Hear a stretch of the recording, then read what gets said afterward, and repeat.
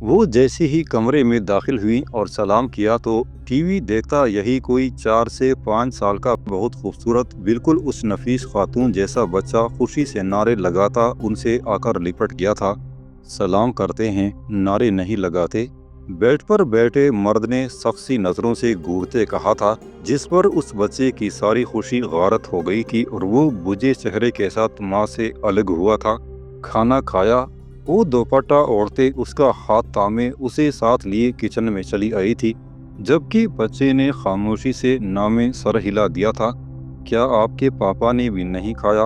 उसने एक बार फिर से नामे सर हिला दिया। खाना तो फ्रिज में था, बस गर्म ही करना था।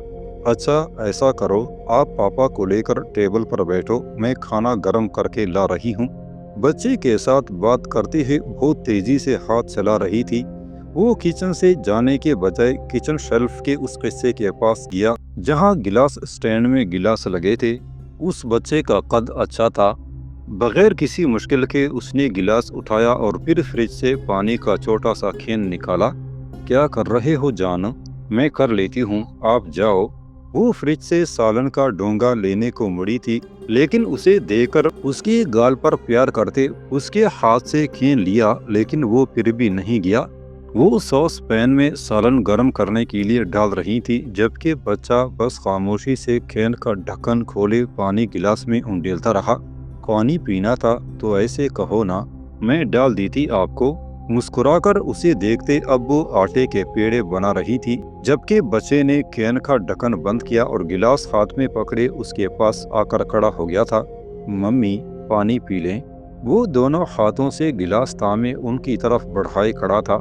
पहले तो उन्हें समझ न आई, लेकिन जब उसकी बात का मतलब समझी तो पेड़ा चकले पर डाला और नीचे बैठ गई। उनकी आंखें नम हो गई थीं। मुस्कुराते हुए उन्होंने पानी पिया और फिर जोर से बच्चे को गले से लगाया। मम्मी की जान, मम्मी का प्यारा बेटा, मेरा एलियन। वो साथ रो भी रही थी और साथ उसका सर, माथा और गाल भी चूम रही थी।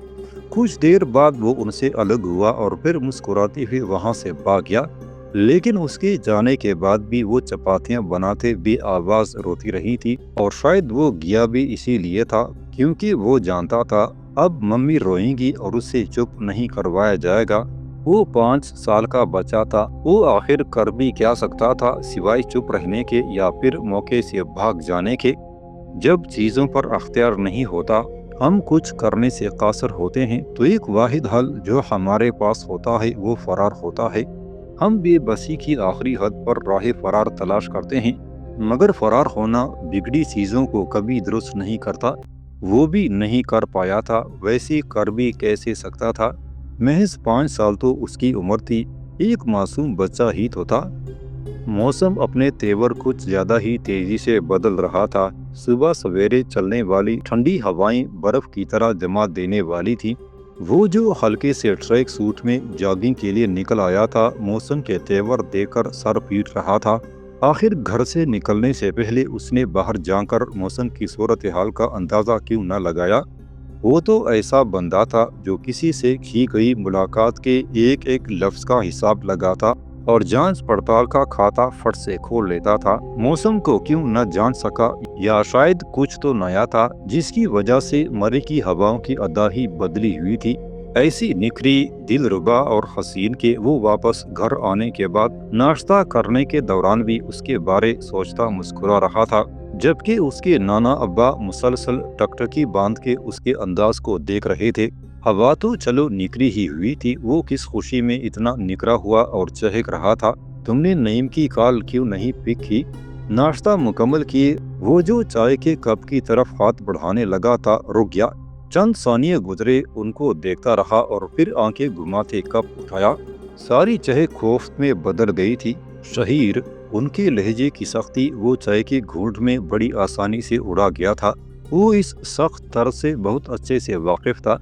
कुछ बातें ऐसी ही होती हैं, बिल्कुल मामूली सी, लेकिन वो बड़े आराम से हमारा मूड खराब कर देती हैं। वो भी कम से कम सुबह सवेरे अपना मूड खराब करके पूरा दिन तबाह नहीं करना चाहता था। मगर खैर, हमारे चाहने से क्या होता है, मैं इस बारे में बात नहीं करना चाहता। आखिर तुम्हारे साथ मसला क्या है? تم جیسے بن ماں باپ کے بچوں کی کوئی بھی سگا خیر خبر نہیں لیتا اور وہ تمہاری اتنی فکر کرتے ہیں، لیکن تم ہو کہ آنکھوں سے نظر کا چشمہ اتارتے۔ اب کی بار ان کا لہجہ قدرے نرم تھا۔ شہیر نے دانت پیستے اپنے اندر اٹھتے غصے کو دبایا تھا اور کپ فریج میں پٹخ دیا۔ ذرا سی چائے چھلک کر ٹیبل پر گر گئی تھی۔ وہ جس وجہ سے میری فکر کرتے ہیں، اس سے بہتر تھا نانا ابا میں لابارش ہی ہوتا۔ شہیر، کیا آپ چاہتے ہیں کہ میں اپنی صبح کی پسندیدہ چائے چھوڑ کر پورا دن برباد کرنے کو نکل جاؤں تو صاف بتا دیں چلا جاتا ہوں، لیکن پلیز اس ٹاپک پر بات مت کریں۔ اس نے گود میں بچھا ٹیپکن اٹھایا اور ٹیبل پر دے مارا تھا۔ وائلٹ اور گھڑی میں سے اٹھاتے وہ کھڑا ہو گیا تھا۔ وہ تمہارا ماموں ہے، تمہیں کھلایا پلایا ہے اس نے، تمہاری پرورش کی، تعلیم دلوائی، تمہاری زندگی پر تم سے بھی زیادہ اس کا حق ہے۔ کلائی پر گھڑی باندھنے کے بعد اس نے نانا ابا کو دیکھا۔ اس کی آنکھوں اور چہرے پر بہت زخمی اور دکھ بھرا تاثر ایک لمحے کے لیے دکھائی دیا اور ساتھ ہی چھپ گیا۔ وہ ایسا ہی تھا، اسے اپنے جذبات چھپانے بہت اچھی طرح سے آتے تھے۔ انہوں نے نہیں، آپ نے کیا اور اس سب پر میرا حق تھا۔ کوئی احسان نہیں کیا ماموں نے اور نہ ہی انوکھا کارنامہ کیا ہے۔ جس غرض سے کیا وہ 90% پوری ہوئی۔ وہ ان کے ساتھ بحث کرنا تو نہیں چاہتا تھا، مگر انہوں نے مجبور کیا تھا کہ وہ بولے، اتنا کہ لحاظ تک بھول جائے، مگر وہ تو بہت سلجھا ہوا تھا۔ بد لحاظی تو اسے کبھی کرنی نہ آئی۔ کئی جگہوں پر اپنے حق کے لیے وہ نہیں بولا تھا، مگر اب وہ بڑا ہو گیا تھا، 27 سال کا نوجوان جس کے پاس اپنے حق میں بولنے کے سارے اختیارات تھے۔ تم نہیں مانو گے، ہرگز نہیں، نہ آج نہ کل اور نہ تا قیامت۔ چلتا ہوں، خدا حافظ۔ جھک کر اس نے ان کے کندھے پر بوسہ دیا اور ڈائننگ ہال سے نکل گیا۔ آج سے اپنی پیکنگ شروع کر دو، اگلے جمعے کو تم اسلام آباد چلے جاؤ گے، میں تمہیں مزید یہاں نہیں رکھ سکتا۔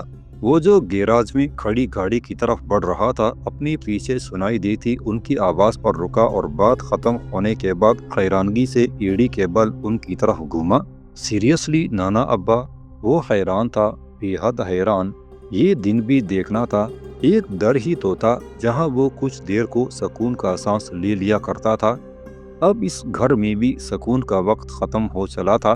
آخر وقت جب کسی ایک قسمت مارے انسان کے پیچھے پڑ جائے تو پنجے گاڑ کے فقط اسی ایک بندے کے پیچھے ہی کیوں پڑ جاتا ہے؟ زندگی میں ملنے والے پچھلے دکھ کم ہوتے ہیں کہ ہر چوتھے روز کوئی نیا جھولی میں آ گرتا ہے۔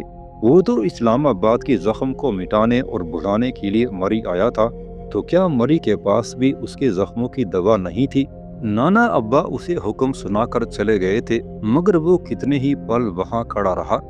پھر خود پر قابو پاتے گاڑی میں سوار ہوا اور کٹاک سے دروازہ بند کر کے وہاں سے چلا گیا۔ جس طرح اس نے گھر کے گیٹ سے کار نکالی تھی، چوکیدار تو ڈر گیا تھا اور باقاعدہ تیسرا کلمہ تک پڑھ لیا تھا۔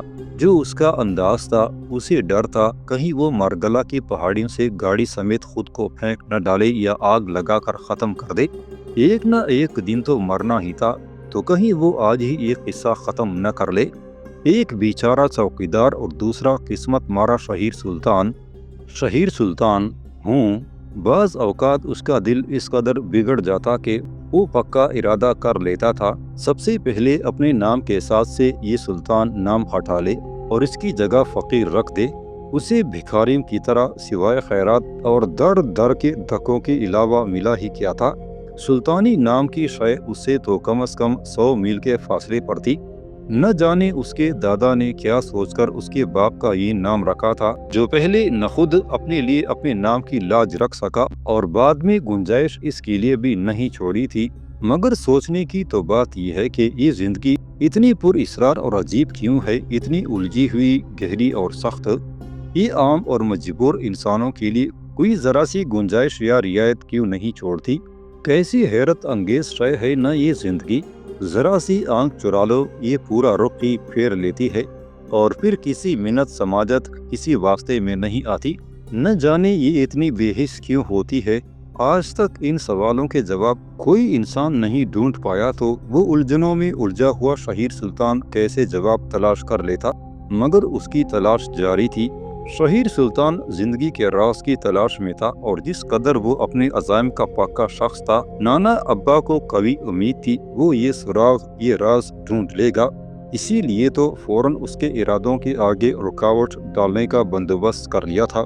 मगर जब कोई बहुत सताया हुआ शख्स किसी काम का इरादा बांध ले, ये दुनिया नहीं जानती कि वो लहू लुहान होकर टुकड़े टुकड़े हो जाने के बाद भी अपने अज़म से पीछे नहीं हटता। और अल्लाह ने हर उस शख्स के लिए कामयाबी रखी है जो सफ़र की खटन को बर्दाश्त करके सफ़र जारी रखता है और मंजिल तक पहुंचने के लिए जान की बाजी तक लगा देता है, मगर पीछे नहीं हटता। और शहीर सुल्तान भी पीछे हटने वालों में नहीं था। अगर जिंदगी उसको शेर की आंखें दिखा रही थी तो वो भी बराबर खूनख्वार भेड़िए की तरह झपट जाने की सलाहियत रखता था। उनकी निखरी हवाओं को शायद इल्म था वो झपट लेगा, तभी तो शान थी। रात काफी गहरी हो चुकी थी। पूरी कॉलोनी में सन्नाटा फैला हुआ था। हल्की सी धुंध में लिपटी वो खूबसूरत सी रात लम्हा बलम्हा सिरकती जा रही थी और हर गुजरते पल का संदेशा देती घड़ी की सुइयों की टिक टिक घर के लाउंज के सन्नाटे को चीर रही थी। जैसे ही घड़ी ने 12 बजाए, एकदम से पूरे घर की बत्तियां जल उठी और लाउंज के अंधेरे में बैठे दो नफूस झट से उठे और तेजी से सीढ़ियां चढ़े थे। अब उनके पीछे लाउंज भी रोशन हो चुका था। Happy birthday to you, happy birthday dear prince, happy birthday to you. उनको लगा था शायद वो सो गई होगी, मगर वो प्यारी नन्ही सी गुड़िया तो बैठी ही उनके इंतजार में थी। मामा पापा के सरप्राइज पर वो किलकिलाती हुई खुद ही तालियां बजाने लगी थी। मामा ने केक उठा रखा था, जबकि पापा के हाथों में बैलून्स की डोर, कैंडल और गिफ्ट था। Love you Prince. वो बारी बारी दोनों के गले लगी और फिर जल्दी से केक काटने के लिए बैठ गई। इस बार हमारी प्रिंस क्या विश करने वाली है? पापा ने उसे गोद में उठाते उसके हाथ में केक कटर पकड़ाया था। वो सीक्रेट है पापा, हंसते हुए उसने कहा और फिर गोल छोटी छोटी और खुशियों और ख्वाबों से भरी आंखें बंद कर ली। हेलो गॉड, प्लीज मेरे मामा पापा को हमेशा मेरे साथ रखना। मैं बहुत ज्यादा बड़ी हो जाऊं तब भी ये मेरी बर्थडे पे ऐसे ही रात को सरप्राइज विश करें। Okay God. और उसकी हल्की सी आवाज में की जाने वाली विश सुनकर मामा पापा मुस्कुरा दिए और उसके गालों पर प्यार किया था। हैप्पी बर्थडे पापा की जान। केक काटने के बाद उसको खिलाते वो बेखुद हुए जा रहे थे। उनकी आंखें बार बार नम हो रही थीं। हैप्पी बर्थडे मामा की प्रिंस। मामा ने उसे जोर से हक किया था और फिर कई बार उसके गाल और माथा चूमे उसे केक खिलाया। जब उसने दोनों को केक खिलाया तो पापा ने उसकी तरफ गिफ्ट बढ़ाया था। ये हमारी प्रिंस का 5 ईयर बर्थडे गिफ्ट। वो नन्ही सी परी बेहद खुश थी। अभी तक जमाने की किसी सर्द या गर्म हवा ने उसे छुआ नहीं था। वो मामा पापा के साए में महफूज थी और उसकी हिफाजत ने उसे अभी तक किसी खतरे से आगाह नहीं किया था। Oh my God, it's so pretty. सफेद खूबसूरत से टेडी बियर को देखकर वो खुशी से पागल होने को थी। आपको पसंद आया? ये बहुत प्यारा है पापा। वो टेडी बियर को साथ लिए उनके गले मिली और फिर झट से उठी। अपने बेड पर दोनों तकियों के दरमियान कुशन को हटाया और वहां उसे रख दिया। मॉम, इसका नाम है जैकी। अब से ये मेरे साथ सोया करेगा, ठीक रहेगा ना मामा? बिल्कुल, आप इससे अपनी बातें भी शेयर कर लेना, ये मेरी बातें सुन लेगा। वो दोबारा पापा की गोद में चढ़कर बैठ गई थी। यस, सारी बातें सुनेगा। जब आप लोनली फील करो इसे हग कर लिया करना, ये आपका फ्रेंड बन जाएगा। मम्मा न जाने एक भालू से उसकी कैसी वाबस्तगी करवाना चाह रही थी। वो तो इस नए रिश्ते पर हैरान हो रही थी। भला भालू भी कोई फ्रेंड होता है? भालू से बातें करने का क्या फायदा? ये तो न सुन सकता है न बोल सकता है, मगर उसके नन्हे दिमाग में ये बातें थी ही नहीं। वो तो खुश हो रही थी मम्मा के मशवरे पर। उसके पास पहले ही टेडी बियर्स की एक बड़ी कलेक्शन थी, मगर ये सबसे खास हो गया था। कुछ रिश्ते ऐसे ही होते हैं, गूंगे बेजान, जिनकी हकीकत हमें बहुत अच्छी तरह मालूम होती है, लेकिन सिर्फ दिल बहलाने के लिए हम उनको साथ लेकर चलते हैं। उन्हें हमसे कोई मतलब या गरज नहीं होती, बस एक लगाव या फिर शायद आदत। आखिर कोई एक रिश्ता तो सिर्फ हमारा होना चाहिए ना। भले फिर वो गूंगा हो, बेजान हो, मगर साथ तो रहता है। उस परी को भी मालूम नहीं था उसके पास भी यही एक गूंगा, बहरा और बेजान जैक ही रह जाएगा।